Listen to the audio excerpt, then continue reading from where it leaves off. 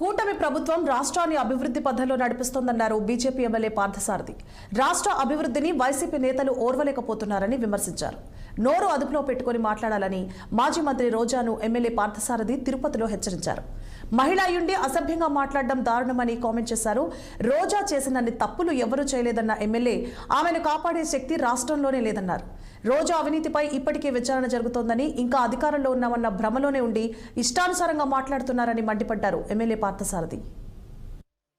3 రోజుల నుంచి తిరుపతిలో గోశాలలో గోవులు చనిపోతున్నాయనే అబద్ధ ప్రచారాన్ని మొదలుపెట్టారు. అంటే మొన్న తిరుపతిలో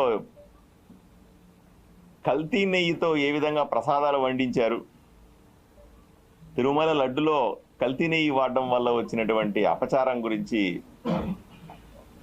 6 నెలల ముందు పెద్ద ఎత్తున ప్రజలు చర్చించుకొని వైఎస్ఆర్సీపీ అప్పటి ప్రభుత్వాన్ని, జగన్మోహన్ రెడ్డి ముఖ్యమంత్రి గారిని, అప్పటి ముఖ్యమంత్రి గారిని పూర్తిగా అసహించుకునే పరిస్థితుల్లో ఈరోజు ఏదో విధంగా సింపతి పాలిటిక్స్, సానుభూతి రాజకీయాలని తీసుకురావాలన్న ఉద్దేశంతో, ఈ ప్రభుత్వం మీద బురద జల్లాలన్న ఉద్దేశంతో తిరుమల తిరుపతి దేవస్థానం గోవులు అనే కొత్త డ్రామాకి తల్లిపోయారు. ఏదో విధంగా మత రాజకీయాలు రెచ్చగొట్టడం. ఈరోజు కూటమి ప్రభుత్వం కూడా చాలా సమయంతో ఉంది. ఎక్కడ ఏ విధంగా రెచ్చగొట్టినప్పటికి కూడా, ఎక్కడ ఏ విధంగా